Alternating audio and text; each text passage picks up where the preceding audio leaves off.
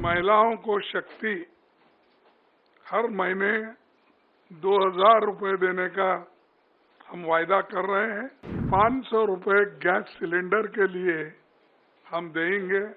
विधवा पेंशन को 6000 रुपये और ओपीसी जो भी स्कीम है, जो भी योजना है उसके तहत मिलेगा।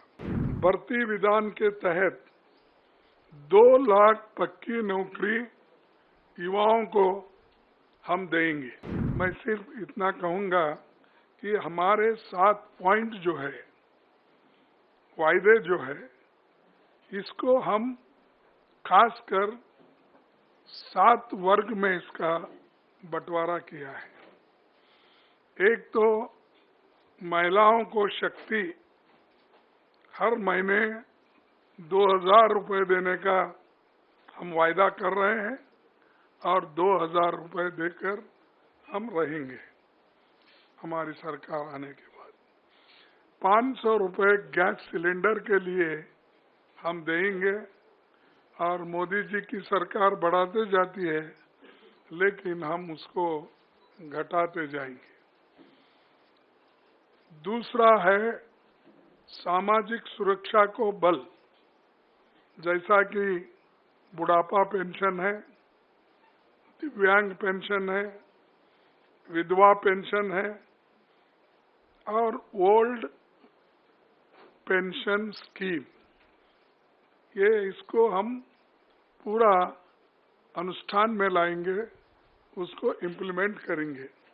और जिसका आंकड़े उन्होंने बताया कि बुढ़ापा पेंशन 6000 रुपये और दिव्यांग को 6000 रुपये, विधवा पेंशन को 6000 रुपये और ओपीसी जो भी स्कीम है, जो भी योजना है उसके तहत मिलेगा। और तीसरा वायदा है युवाओं को सुरक्षित भविष्य। भर्ती विधान के तहत 2 लाख पक्की नौकरी युवाओं को हम देंगे, क्योंकि इतने सरकारी नौकरियां खाली है, वो कोई सरकार भर्ती नहीं कर रही। देश में हमने इससे पहले भी कहा कि सिर्फ सेंट्रल गवर्नमेंट में कम से कम 30-35 लाख वैकेंसीज है, सेंट्रल गवर्नमेंट भर रही नहीं। और हर स्टेट में जितने सरकारी नौकरीज हैं वो भर्ती इसलिए नहीं कर रहे हैं कि केंद्र सरकार के पास तनख्वाह देने के लिए पैसा नहीं है। और ये जो युवाओं को हम ये नौकरी का वायदा कर रहे हैं, इसको हम निभाएंगे। हर परिवार को खुशहाली के तरफ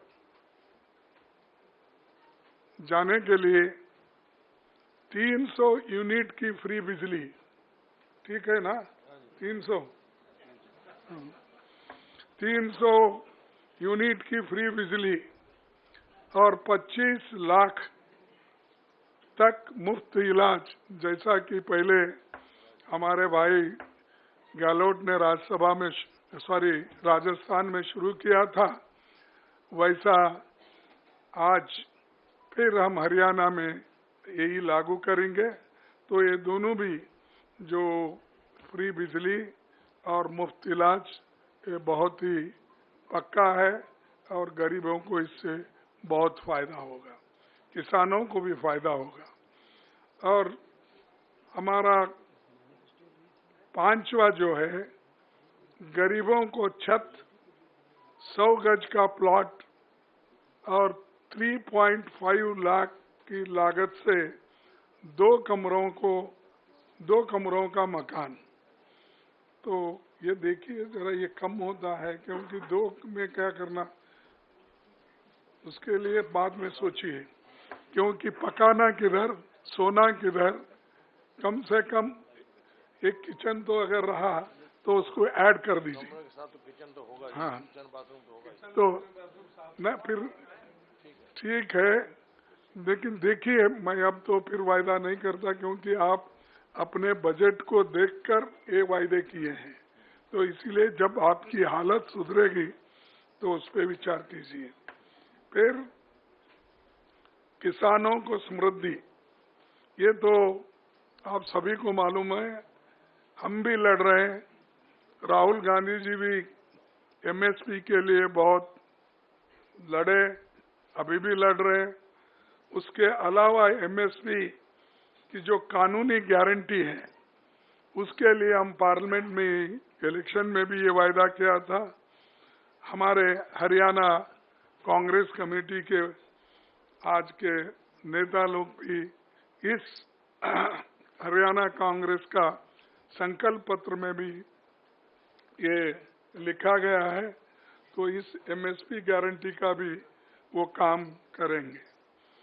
आखिरी में पिछड़ों को अधिकार, जातिगत सर्वे का, जातिगत जनगणना करने का बात हम ये पार्लियामेंट में भी उठाए थे और पार्लियामेंट के चुनाव में भी हमने इसका प्रचार किया। उसी ढंग से यहाँ पर जो हमारे हरियाणा में इसको जाति जनगणना की पूरी उन्होंने कोशिश करके वो जाति जनगणना इसलिए करेंगे कि हर कम्युनिटी के लोगों को, हर जाति के लोगों को वो कहाँ खड़े हैं, वेलफेयर स्कीम में उनका कहाँ स्थान है, चाहे इनकम में क्या है और शिक्षण में क्या है, नौकरियों में क्या है, ये हर चीज अगर आपको मालूम होना है तो ये जातीय जनगणना जरूरी है। इसीलिए वो काम हमारे हरियाणा की कांग्रेस पार्टी कर रही है और ये वायदा उन्होंने किया है और इसको हम अमल में लाएंगे।